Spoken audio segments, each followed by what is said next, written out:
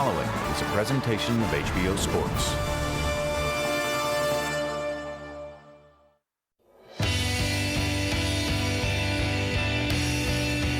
Behind every fighter, there's a story. A journey with a beginning, a middle, and an end.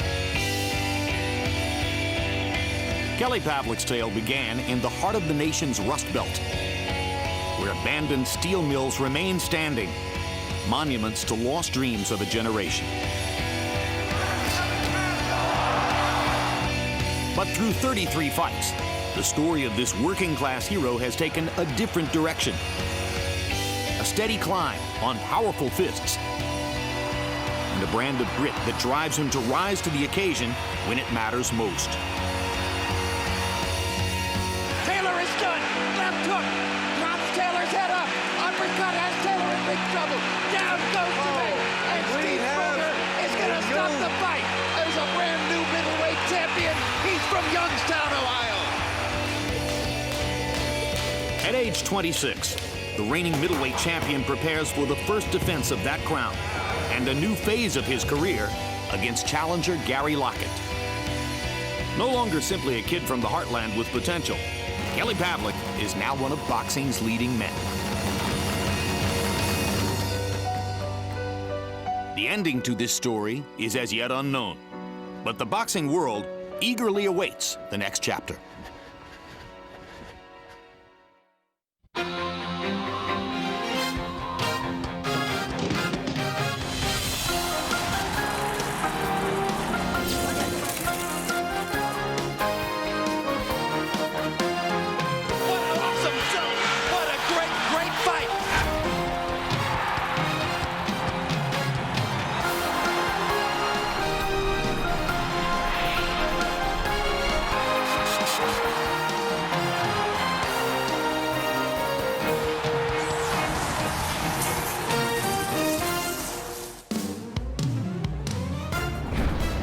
Welcome to another edition of HBO's World Championship Boxing, coming to you from Boardwalk Hall in Atlantic City, New Jersey. Tonight, we bring you a doubleheader, beginning with a 122-pound matchup between title holder Daniel Ponce de Leon of Mexico and Juan Lopez of Puerto Rico, two of the division's most explosive fighters. Then in our main event, the middleweight king and the pride of Youngstown, Ohio, Kelly Pavlik, takes on Welshman Gary Lockett, fighting outside Europe for the first time in his career.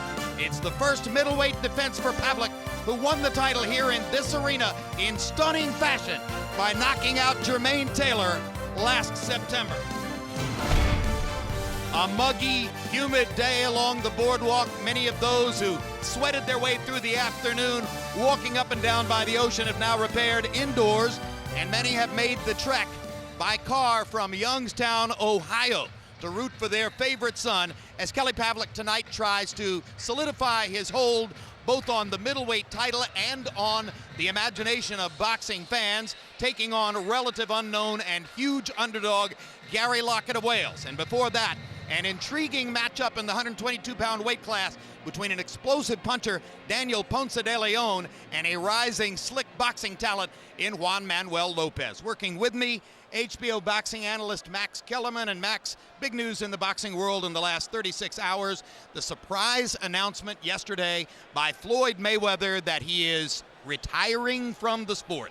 And now with Mayweather apparently leaving behind his perch as the #1 pound-for-pound fighter in boxing, and Oscar De La Hoya one or maybe two fights away from an exit from his career.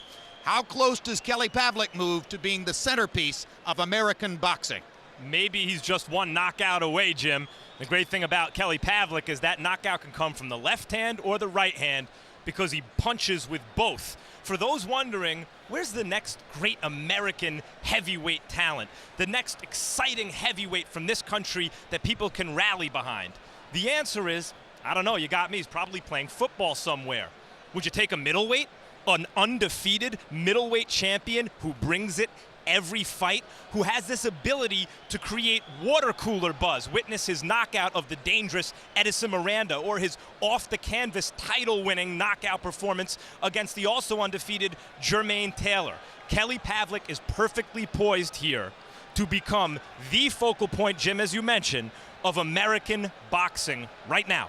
And, of course, as big a favorite as Pavlik is, you don't take a victory for granted. We'll tell you more about the Welsh opponent, Gary Lockett, before the main event. But before that, an intriguing matchup in the 122-pound weight class between two rising forces in the sport. Daniel Ponce de Leon, a long-armed, powerful puncher from Mexico, against Juan Lopez, an extremely slick, quick fellow southpaw boxer from Puerto Rico. For more on that, let's turn to our World Championship boxing expert, the legendary trainer and manager, Emmanuel Stewart. Emmanuel, a lot of people have fallen in love with Ponce de Leon, who has a great story and a long, strong body.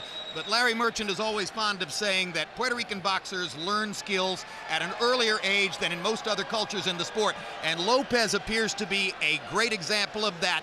Does he have the kind of stuff necessary to pull off the upset here tonight? The answer to that, Jim, is yes.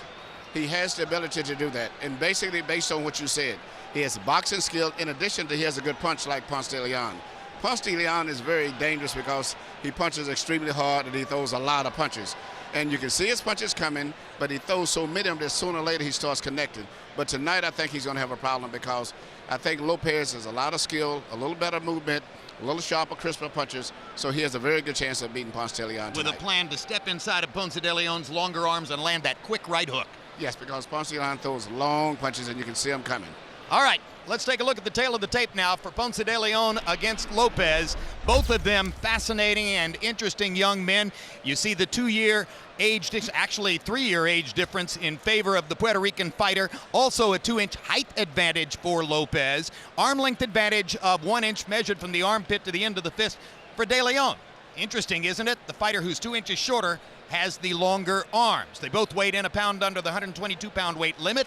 De Leon has gone up to 131 overnight. Lopez unofficially to 129. Rules of the bout with our unofficial ringside scorer, Harold Letterman. The Daniel Ponce de Leon Juan Lopez fight is scheduled for 12 rounds, using the rules that you see on your screen. Jim, real quick, the 4 criteria the judges will use to score each individual round: clean punching, effective aggressiveness, ring generalship, and defense, with a strong emphasis on clean, effective punching. Jim. Thank you, Harold. Here comes Juan Manuel Lopez. He hails from the same town in Puerto Rico as young Miguel Cotto, Aguas, Puerto Rico. Says that he's actually closer friends with Felix Trinidad than he is with Cotto. And like Cotto, Emmanuel, he was a father at a very early age. He is at 24 married to a slightly older woman and is fathering 5 children, 3 stepchildren, 2 of his own. That seemed to bring an enormous maturity to Cotto at an early age, and perhaps it's done the same thing for Lopez. Yes, you know, we've been finding that out a lot with a lot of the Latin fighters, particularly the Mexicans and the Puerto Ricans right there. They seem to be very comfortable with marriage and very much family orientated as compared to a lot of the other ethnic guys that we have boxing on these shows. An interesting meeting yesterday with Lopez Max. Fast-talking, confident young man. Seems to have a clear plan in his head for what he needs to do to win tonight. Charismatic. He's not going to just simply trade punch for punch with De Leon, with Ponce de Leon. It's not a good idea. He is the sharper boxer, and I think those who think that Ponce de Leon will win figure he's more battle-tested in the professional ranks, and maybe in a gut-check kind of fight, that'll carry the day. Jim, Lopez is good enough where it's possible it doesn't become a gut-check kind of fight.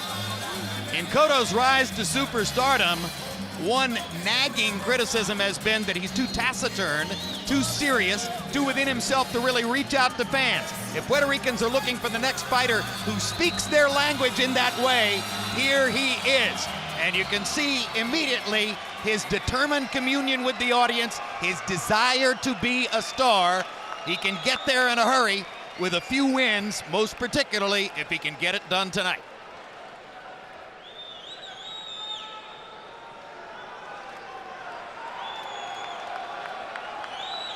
So now Juan Manuel Lopez will wait in the ring. This is one of those matchups of which we've seen several in the last year and a half between a... Tends to tell over time, and if this goes rounds, the expectation is he will have to overcome the greater skill of Juan Manuel Lopez. Our very dear friend Michael Buffer got married to his darling Christine on May 10. This is the first time we've had a chance to be with him since. So congratulations, Michael, as we throw it up to you for pre-fight introductions. Ladies Ladies and gentlemen, by way of Caesars Atlantic City, good evening and welcome to an evening of world-class professional boxing brought to you by Bob Arum's Top Rank Incorporated and sponsored by La Cerveza Más Fina Corona Extra and Affliction. All bouts sanctioned by the New Jersey State Athletic Control Board. This first contest presented in association with Golden Boy Promotions. At ringside, the 3 judges scoring this bout on the 10-point system will be Lynn Carter, Joe Pasquale, and John Stewart. And inside the ring, your referee in charge of the action at the bell, Michael Ortega. And now, from Atlantic City's Boardwalk Hall in Atlantic City, New Jersey, let's get this party started. 12 rounds of boxing for the WBO Super Bantamweight Championship of the World.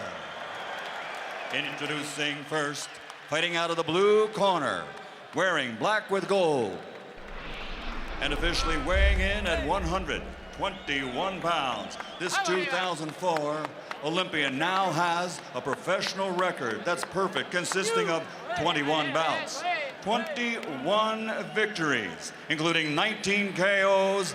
Damas y caballeros de Caguas, Puerto Rico, the undefeated #1 ranked challenger in the world, Juan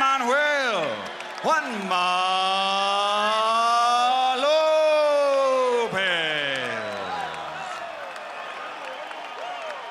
And his opponent across the ring, fighting out of the red corner, he's wearing black with gold. Official weight, 121 pounds also. Professional record, an outstanding 134 victories, including 30 knockouts, only 1 defeat. Damas y caballeros de Cuauhtémoc, Chihuahua, Mexico, the reigning, defending WBO Super Bantamweight Champion of the World, Daniel Ponce de Leon.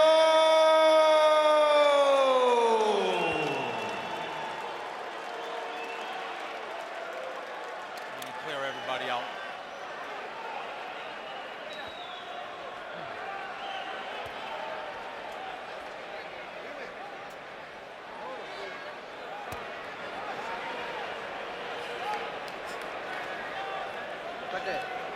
Good luck to both of you. Buena suerte a los dos. Toca la mano. Touch gloves.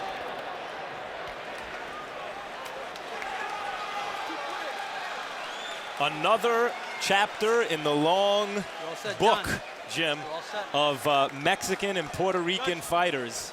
It's been a great rivalry, and this looks like another great matchup. With 49 days to go until July 26th.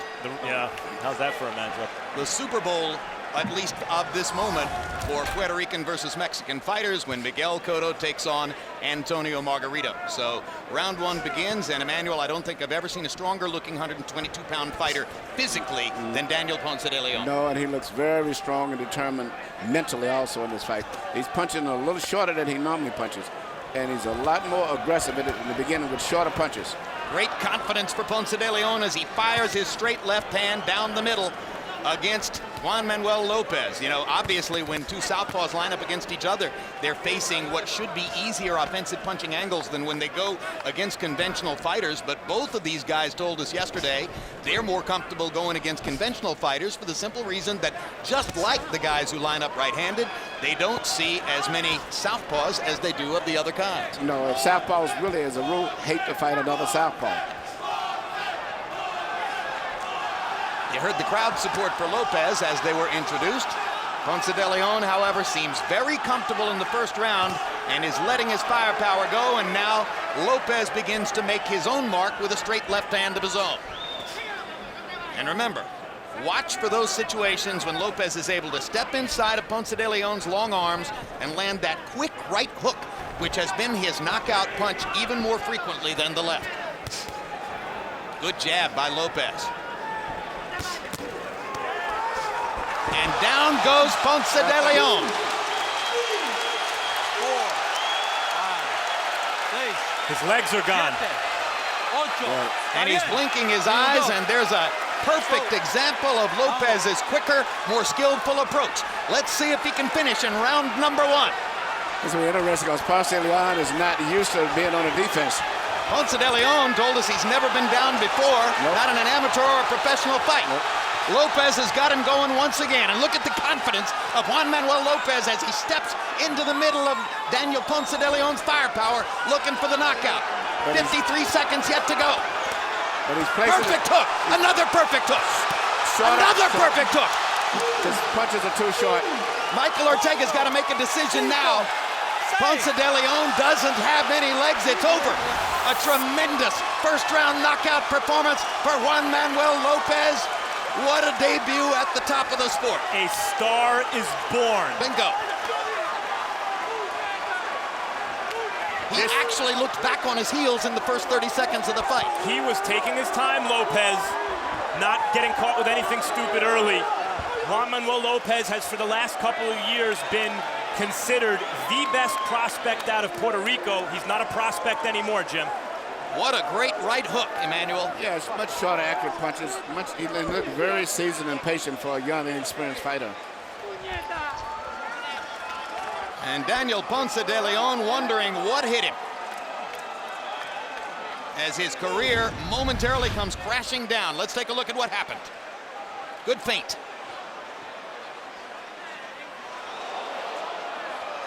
That was the first hook that did the damage. Ponce de Leon not able to recover. Yeah, he got the right hook is really what it did to knock down. It was just delayed action.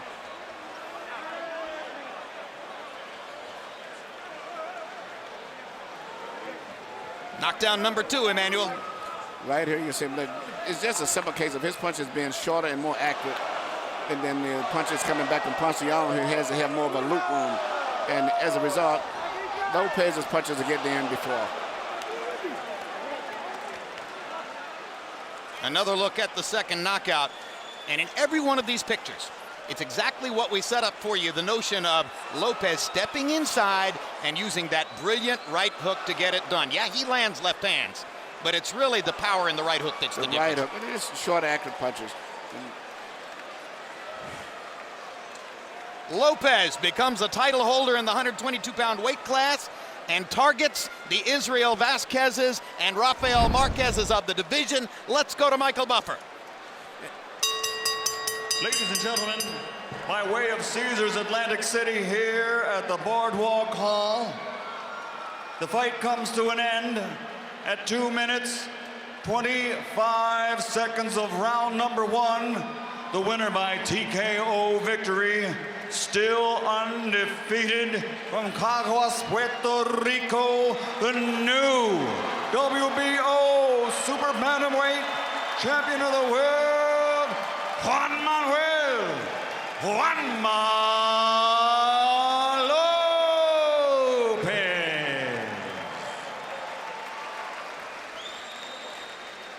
Well, I'm not really sure how big a town Caguas, Puerto Rico is, but it is now home to two of the hottest and most marketable stars in boxing. Miguel Cotto, you've got company as Juan Manuel Lopez moves toward the pinnacle, joining Cotto in the spotlight of boxing. Let's take a look at final CompuBox numbers for the 2 minutes and 30 seconds or so of this fight. Just total punches, and you can see the relatively high accuracy rate for Lopez. Most of De Leon's 6 connected punches came in the first 30 to 45 seconds of the fight, and from that point forward, it was all the Puerto Rican star unloading at close range, targeting De Leon with his brilliant right hook and putting him on his back. That's what fans like to see. Let's go to Max Kellerman in the ring with the winner. Juan Manuel, congratulations on a sensational knockout victory. A lot of people have fought Ponce de Leon. No one's ever did that to him. How'd you do it? Yo siempre he dicho que yo soy mejor boxeador que él. Tengo mucha más habilidad. La pegada era más o menos igual. Era cuestión de esperar el momento correcto y lo esperamos y gracias a Dios pues lo logramos. I've always said that I'm a much better fighter. We have equal power, but I'm a better ability. And it was just to wait for the opportunity, and that's when it came. He seemed to start fast and you were defensive. What were you thinking at the opening bell? La pelea era con calma, round por round, a lo que le podíamos darle, ¿sabes? Poder colocar mis manos. Pensé que la pelea iba a durar mucho más, ya que era un pelo fuerte. Pero se tiró, lo pude agarrar con mi gancho de derecha, para el cual ellos supuestamente se prepararon, pero eso fue lo que le hizo daño. We were in for a long haul. It was round by round. That's what we prepared for. But that's how it came, and we were prepared. Supposedly, they were prepared for my right hook, but apparently that wasn't the case. That's how we got it. When you knocked him down with the first right hook, he got up on shaky legs, and you calmly approached him. What were you thinking after the knockdown? Hoy repito, él era un peleador fuerte, al cual no nos podemos descuidar en ningún momento. Y yo le estaba dando, pero estaba de pie, estaba lanzando golpes fuertes. Había que no podíamos desesperar, y por eso fuimos con calma. Lo tenía, no era cuestión de tiempo. He's powerful, and we had to be careful, but we knew it was just a matter of time. And he was powerful, so we had to be. But it was just a matter of time. Okay, for the last couple of years, you've been considered the best Puerto Rican prospect. You're not a prospect anymore. Who are you looking at in the division? Vamos a descansar primero, claro está, pero por supuesto me gustaría tal vez en algún momento estar unificando con alguno de los campeones. Tal vez Israel Vázquez es un buen candidato. De eso nos encargaremos de consultarlo con la compañía. We need to relax for the first part of it, relax, but obviously whatever the company decides, but Israel Vázquez will be a good way to unify the title. You feel you're ready for the very top of the division right now? Si con hoy no lo demostré, ¿qué tengo que hacer para demostrarlo? If I didn't demonstrate it today, what do I have to do to demonstrate it? I don't know. Congratulations, Juan Manuel. Muchas gracias, y a toda mi gente de Puerto Rico, a mi familia, los Pavones, a todas mis tías y mi abuela, de verdad que sí, muchas gracias.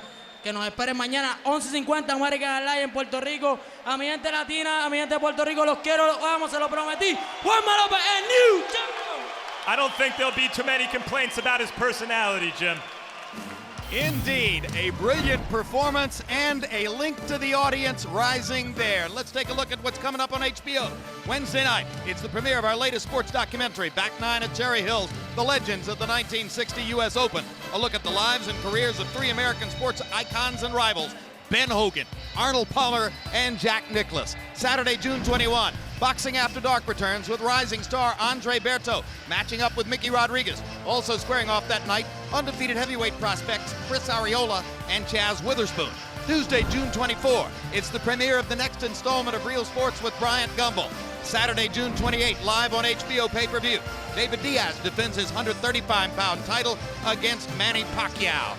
July 12, heavyweight champion Vladimir Klitschko faces Tony Thompson live from Hamburg, Germany. July 16, the night after the Baseball All-Star Game. Tune in to Costas Now, once again live from New York with a town hall show. The subject this time is baseball. July 19, it's the premiere of Countdown to Cotto Margarito, a documentary look at both fighters as they prepare for their compelling welterweight championship fight. And on July 26 on HBO pay-per-view, Miguel Cotto and Antonio Margarito battle in what is a surefire candidate for Fight of the Year. If ever there's a pay-per-view fight you don't want to miss, that's the one. For all this and more, log on to HBO.com. A hot day in Atlantic City, a hot night in Boardwalk Hall, a hot performance in the ring by Juan Manuel Lopez. This crowd is excited as we get ready now for the main event, the middleweight championship fight between Kelly Pavlik and Gary Lockett.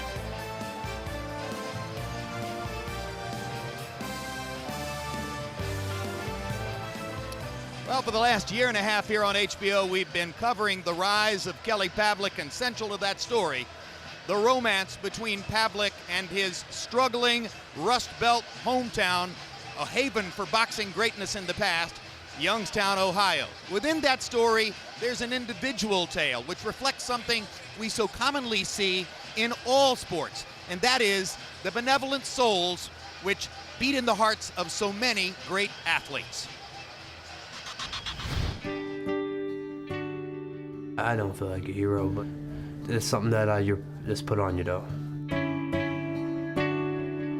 I just went in like every other person works a job. Down goes the man. There's a brand new middleweight champion. He's from Youngstown, Ohio. People are excited. They have something to cheer for, and you know, we're winning. Youngstown's back on the map again. These are all hard-working people, and that's what they like to see. You remember me from Taft School? Yes, I do. What was my name? Miss Betty, as I say, you were with the lunch and everything, Yeah, so. how you been doing? You never let me out of the classroom for lunch because I was bad. You take care, baby. All right, you too. Nice seeing you. Kelly Pavlik isn't just Youngstown's favorite son. He's an inspiration to the entire city, a living, breathing metaphor who illustrates that when hard times come, you can get back up on your feet. Oh yeah, that's just like you gotta be careful. You might not think that a local kid standing quietly in the corner of Kelly Pavlik's Southside gym has his own tale of heroism. But that's because you haven't heard Dante Del Signor's story. A little over a year ago, the 15-year-old was diagnosed with osteosarcoma, bone cancer.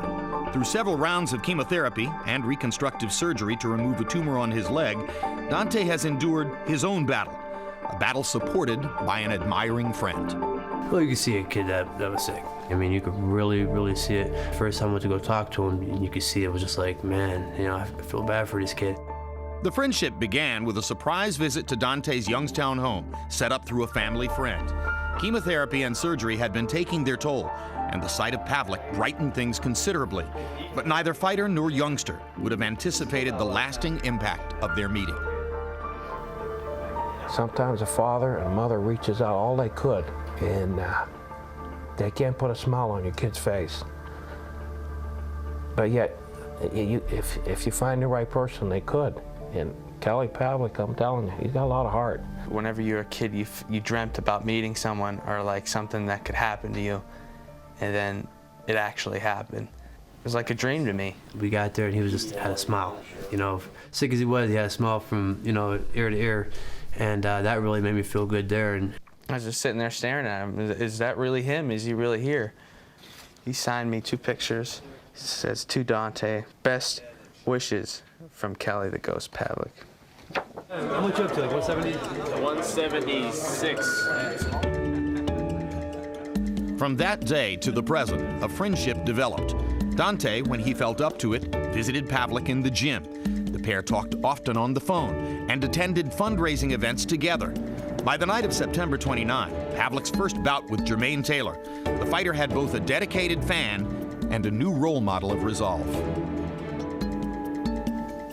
Before that fight, he was worried about me. It made me feel that at one point I was more important than the whole world to someone. It made me forget how sick I really was. And here's a kid that never gave up, you know, never stopped, and always had a smile on his face, was always in a good mood, wasn't pouting about anything, and he was going through more than anybody.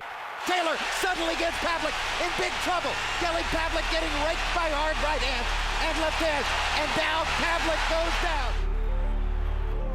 Early in his fight, he fell down. And early in my fight and in my life, I had a fall. And I was diagnosed with cancer. And after I saw him get up and conquer his goal in his fight, it made me realize that, you know, this is just like the second round. Youngstown, once a flourishing industrial hub, now a city with thousands of struggling residents, has 2 inspiring examples of perseverance in its midst. A duo they had the chance to read about recently in a letter to a local paper from the Del Signor family.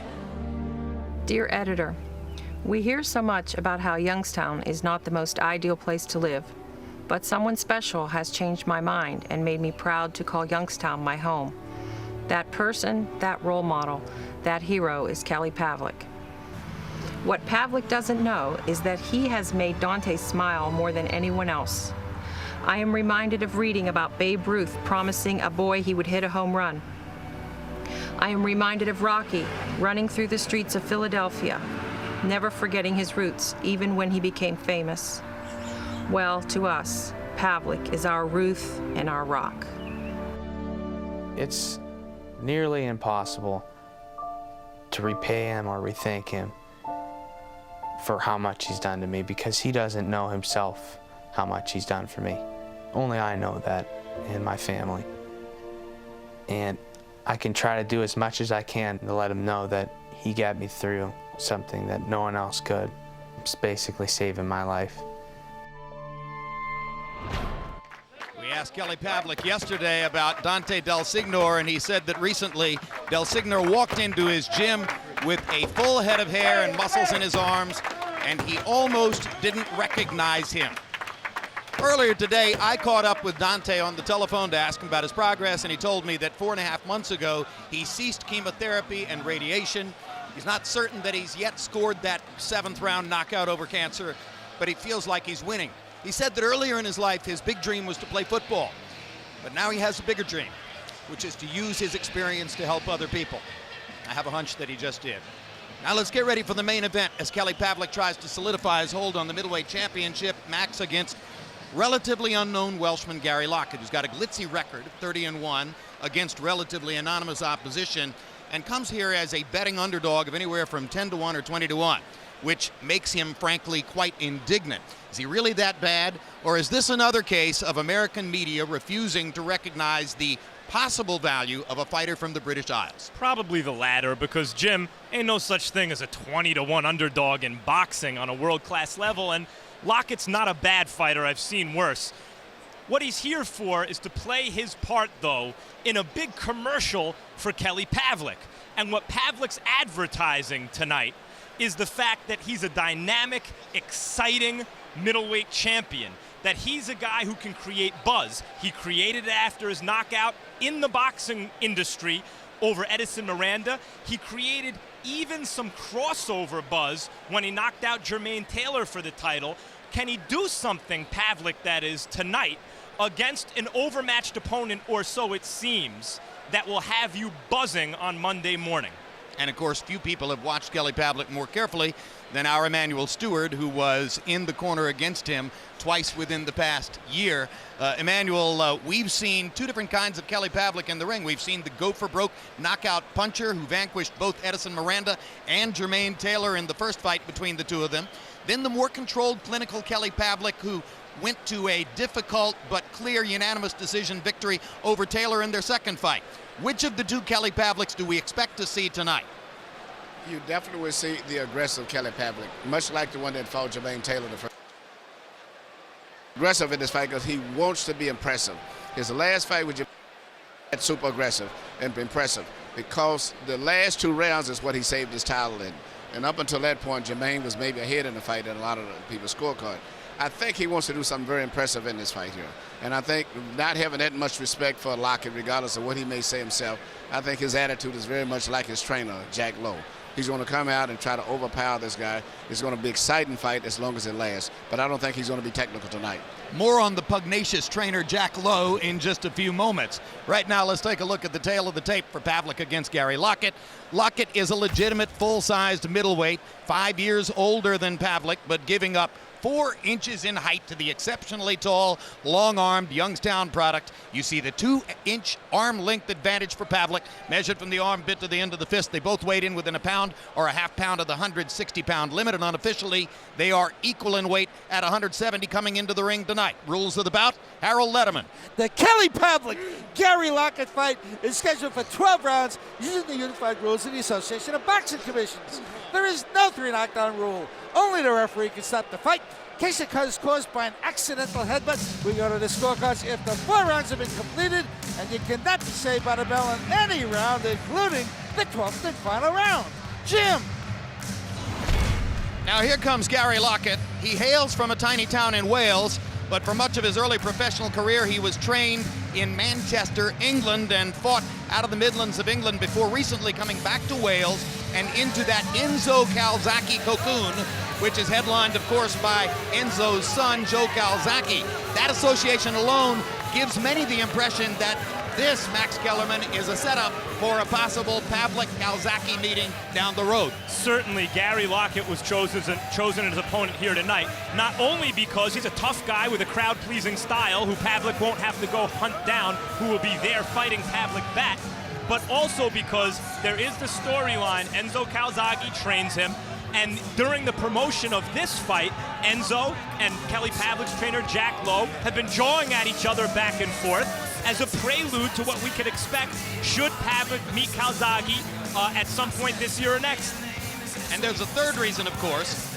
which is that he is one of those political mandatory contenders, and in order to hold on to one of the belts that he currently controls in the middleweight division, Pavlik had to fight Lockett or risk being stripped.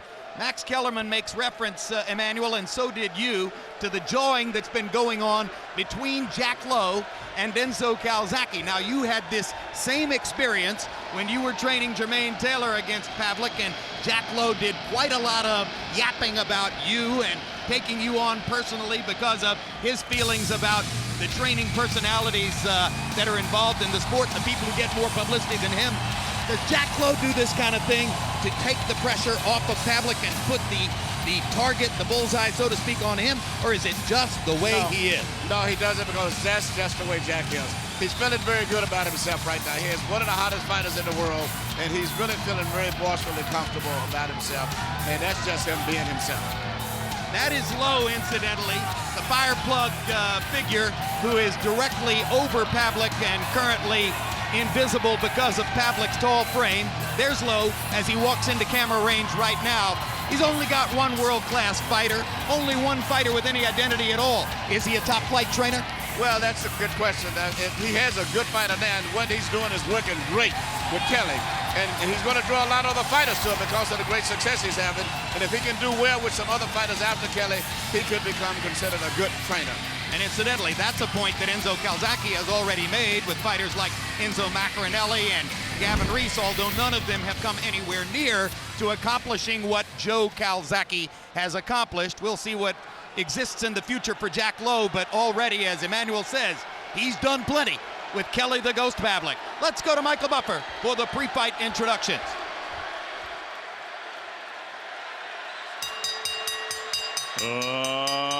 Ladies and gentlemen, by way of Caesars Atlantic City, Bob Arum's Top Rank Incorporated, in association with Frank Warren Sports Network, are proud to welcome you to the main event of the evening. 12 rounds of boxing for the middleweight championship of the world. Sponsored by La Cerveza Más Fina, Corona Extra, and Affliction. Sanctioned by the WBC and the WBO, and sanctioned by the New Jersey State Athletic Control Board. Acting Commissioner Sylvester Kyler, Chairman Tony Orlando, WBC President Jose Suleiman, WBO President Francisco Barcarcel. At ringside, the three judges scoring this bout, Adelaide Bird, Tommy Kazmarek, and Julie Letterman. And inside the ring, your referee in charge of the action, Eddie Cotton. And now, for the thousands in attendance and the millions watching around the world. Ladies and gentlemen, let's get ready to rumble!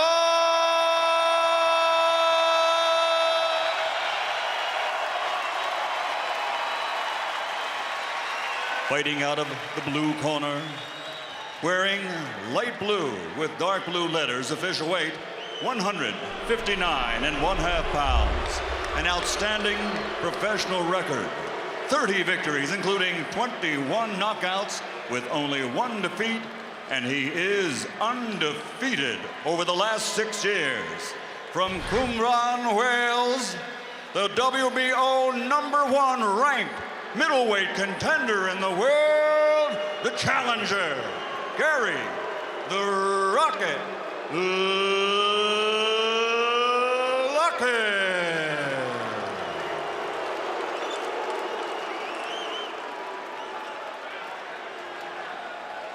And fighting out of the red corner, wearing light blue with red letters, officially weighing 159 pounds. He has a perfect professional record consisting of 33 bouts, 33 victories, including 29 knockouts. He's the blue-collar fighting pride of Youngstown, Ohio, the reigning, defending, undefeated middleweight champion of the world, Kelly the Ghost Pavlik.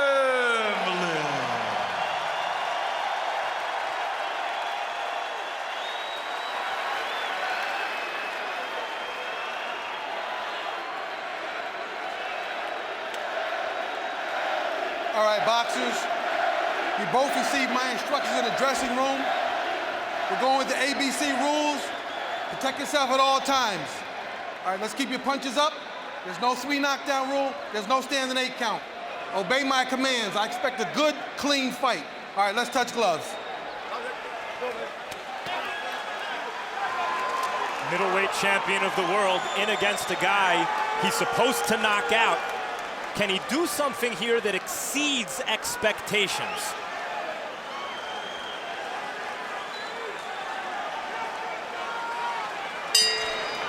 On a day which has so far been unkind to heavy favorites in various sports, most notably horse racing, Pavlik tries to uphold his status as an expected surefire winner against Lockett. You can see the sturdy frame that Lockett brings into the ring, and even Pavlik and Jack Lowe acknowledge if he's got anything going for him, it is significant punching power. Enzo Calzaghe said, we figured we could work with him because this guy can punch.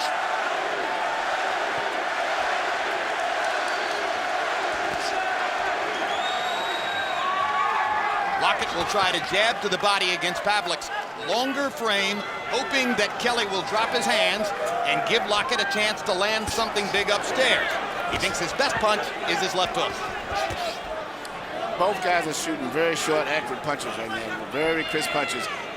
I think the fact that Kelly is busier and a little bit bigger, he's going to start reaching and feeling them a lot bit better, and particularly with the 1-2.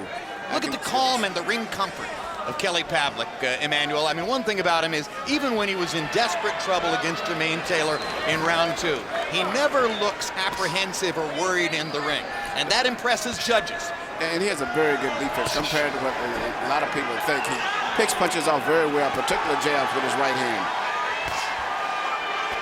He's smart. He studies opposing fighters carefully. He thinks he can see what's coming. Lockett lands a right and a left. Pavlik handles it well. Hard right hand momentarily bothers Lockett. Pavlik is a great finisher. When he gets his man in trouble, he mixes his punches beautifully. Just ask Jermaine. He's steadily shooting those right hands because Lockett being a shorter guy squatting right in front of him, and we waited. Kelly's jabbing the left hand over his eye. He won't see the right hands as they land, but he's going to eventually get him in big trouble with the right hand. Lockett steps inside, trying to land that left hook. Missed the target slightly. Pavlik still looks very calm and collected as he lands a jab and a right hand over the top.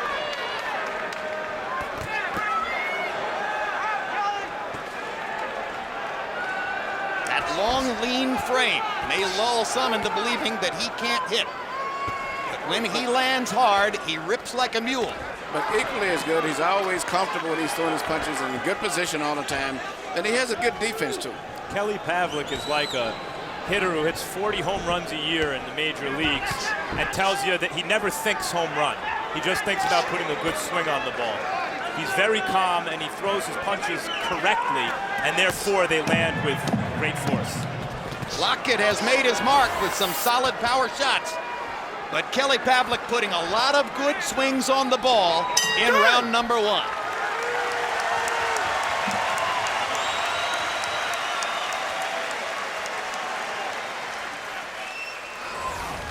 How you feel, man?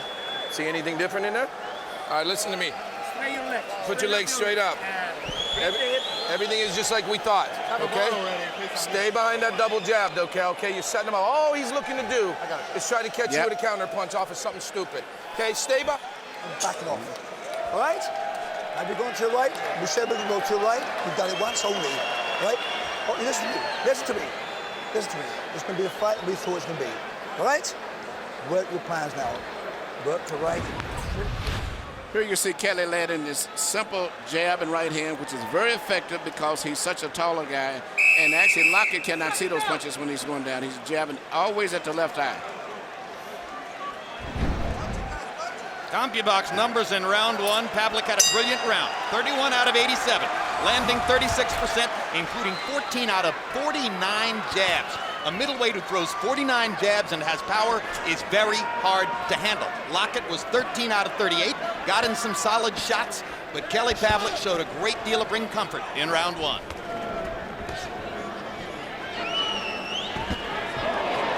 Strong right hand for Pavlik.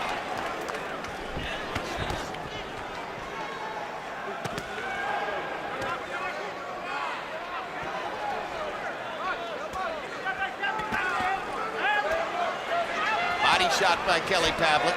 Lockett hasn't been able to find the target here early in round 2. No, Kelly's mixing up his punches good, but what equally as impressive is his defense. If you notice, every time Lockett throws a punch, Kelly like pulls back just a scoop, just enough to keep him from getting in the range. But he's such a variety of punches that he's throwing right now. Sooner or later, he's going to have to connect. Well, in the defensive part, and you've mentioned it 3 times already, Emmanuel, he's good with his hands, but he also has, for a tall guy, exceptionally good footwork. Yeah, he backs back just enough when punches come in and keeps his hands up in good position, where not only can he block punches, he can execute punches from the same position that he blocks with. He also places them very well. He landed a right hand to the body earlier this round that seemed to bother Lockett.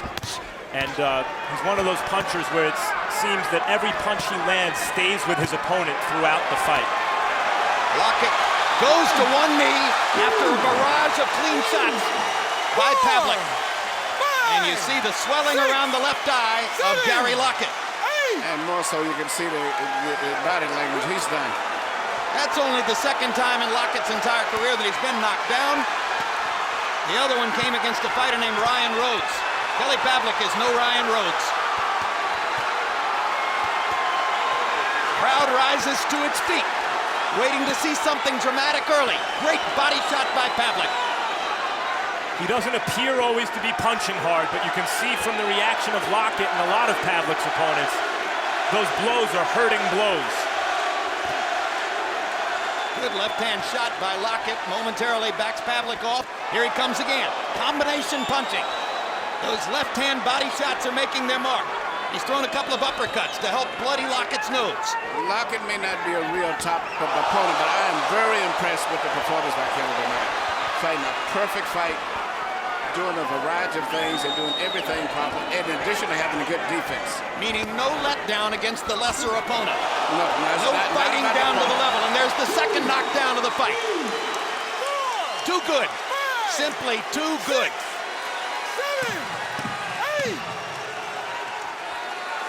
Lockett's a determined guy who wanted to make his best showing possible here, but he's bleeding from the left eye and the nose. He's been down twice, and Kelly Pavlik is looking toward a rump.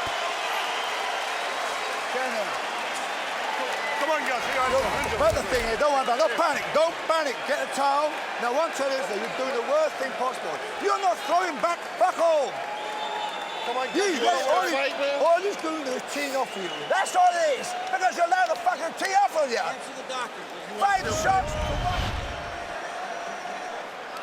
Okay, here you see him then right into the body. But most of the things that's impressed me the most is Lockett has never really dropped his hand. He's always kept his defense up.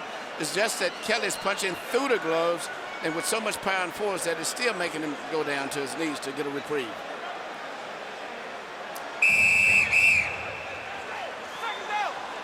And here we go again. We see the same thing here. Lockett is keeping his gloves up, but Kelly is just going with so much power and force that even with the gloves being partially blocking the blows, it still is too much power. In the 2nd round, Kelly Pavlik threw 82 punches and landed 41.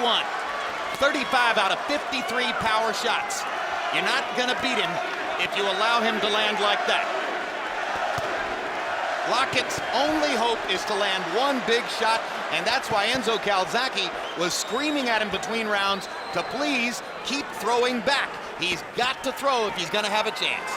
But the caliber of guys that he's fought in the past is nowhere near a guy like Kelly Pavlik. I was looking at his record, and I didn't recognize one name out of his 21 or 22 fights that I recognize. I recognized one, a guy named Howard Clark, whom we saw Fernando Vargas take apart in Madison Square Garden several years ago, strictly an opponent for Vargas. You know, guys, meanwhile, Lockett's still standing up, still throwing punches with force, and he has hit Pavlik cleanly in this fight several times. Though he is being systematically broken down, to his credit, he is fighting back in this round. Oh, it's a gutty show. No question about it. It's just that he gets hit too hard and too often by somebody who really knows what he's doing. The middleweight champion of the world. Look at the mixture of body shots, uppercuts, left hooks, right crosses, tremendous jab. There's nothing Kelly Pavlik can't do against an opponent like that, and there's knockdown number 3. And you know, none of those knockdowns came from a real clean punch to the degree where Lockett's head snapped back. And there comes the towel from Enzo Calzaghe, who's seen enough to know that anything else is simply a risk to Lockett's health. Third round knockout. Piece of cake. A great performance by Kelly Pavlik. He's a hell of a fighter. A great performance. Rapidly becoming the centerpiece of American boxing. He did what he was supposed to do against an opponent who was here to make him look just like that, but give him credit for doing it. Well, like I said, no letdown. No fighting down to the level of the opponent. No drifting. As good as he was against Taylor twice, as good as he was against Miranda, he was every bit that good tonight. That is the 30th knockout in 34 wins for Kelly the Ghost Pavlik. And he's improving in each fight, you know, regardless of the level of the competition in this fight here, but he still, it was a very impressive performance.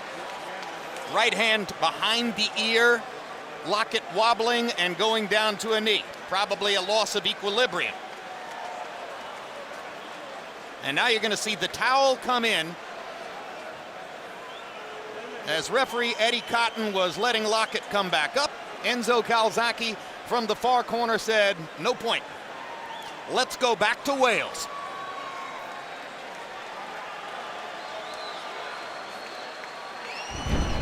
Another step toward giant superstardom for the young man about whom you cannot say enough good things. Kelly Pavlik. Here's Michael Buffer with the official particulars. Ladies and gentlemen, by way of Caesars Atlantic City, this contest comes to an end. The official time, 1 minute, 40 seconds, round number 3. Referee Eddie Cotton calls a halt to the bout. The winner by TKO, still undefeated. He's the blue-collar fighting pride of Youngstown, Ohio. Still the undefeated middleweight champion of the world, Kelly the Ghost Pavlik.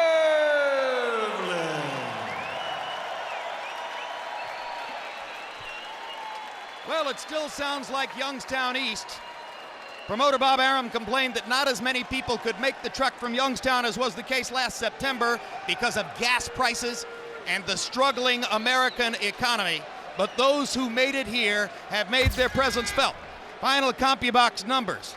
And Kelly Pavlik swamped Gary Lockett, landing 60 more punches, throwing 125 more punches, landing at a 43% connect rate, probably around 50% in the power category.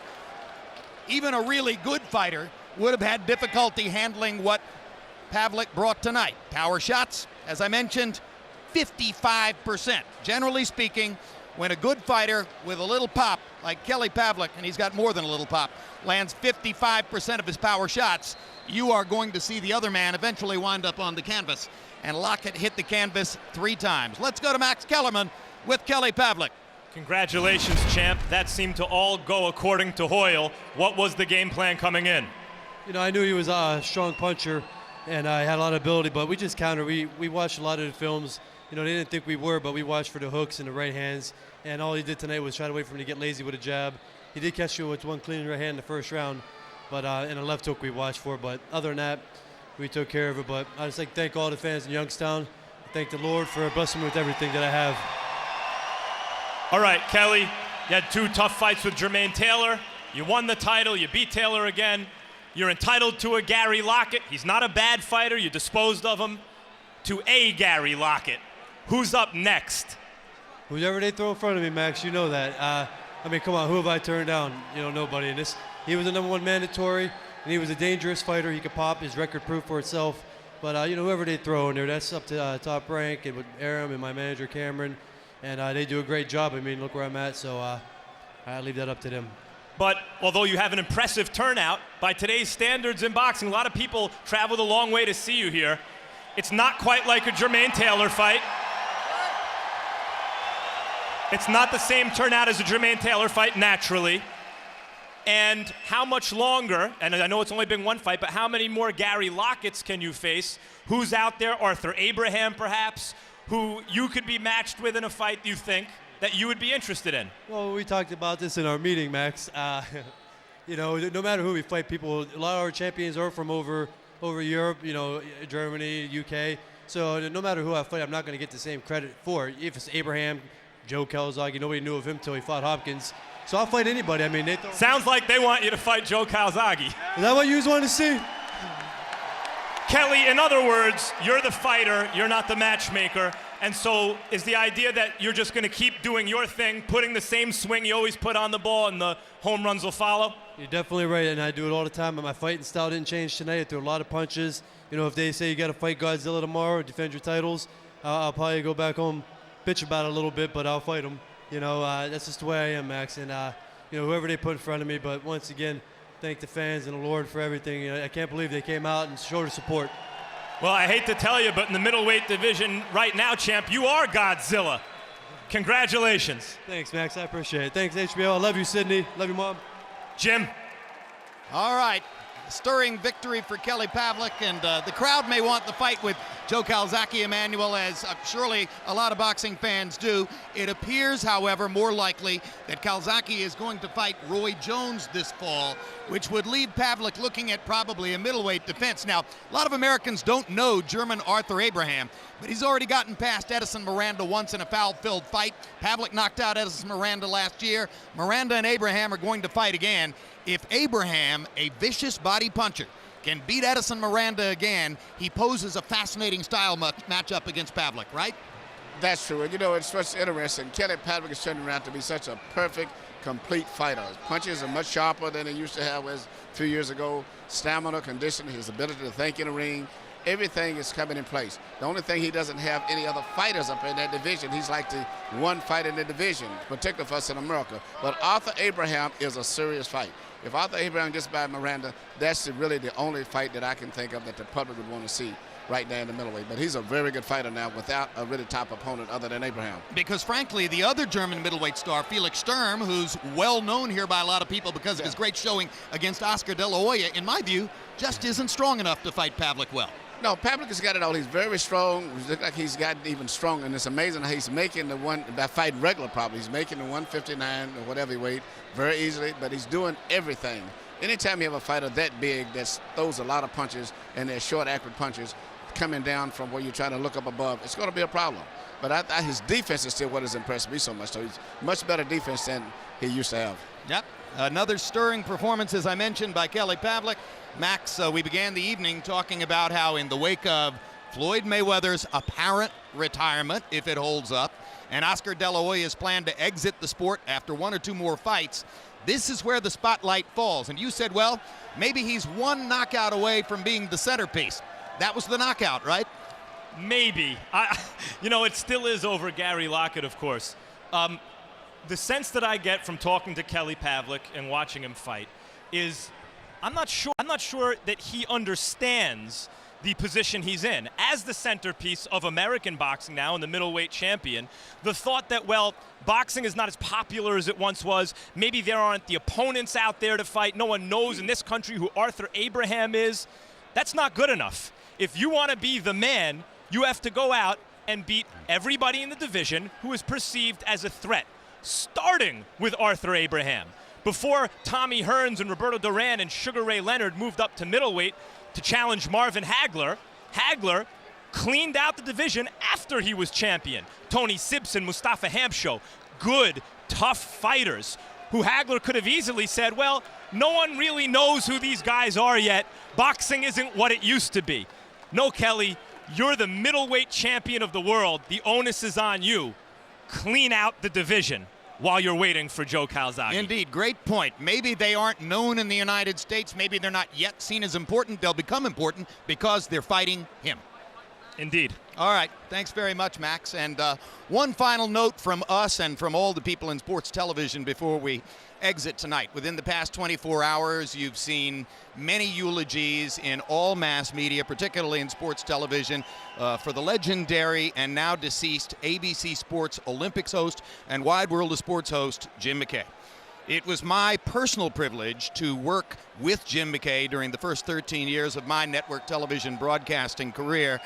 And I just want to say this, more than any other sportscaster, Jim McKay architected the transition in our business from what once existed, which was the romantic, unbridled mythification of all sports, a hunky-dory world in which everything was supposed to be beautiful all the time, to a story which is much more compelling because it's real. He gave us the chance to tell the truth. Jim McKay was unique, not unique in the diluted, overused definition of the word you see so often, which suggests that he was something very unusual. No, in the dictionary definition of the word, which means that he was one of a kind. So thank you for being with us tonight, and we welcome you once again to tune in for us June 11 for the premiere of Back Nine at Cherry Hills, the legends of the 1960 U.S. Open, a look back half a century ago at one of the most thrilling and memorable golf tournaments ever. And June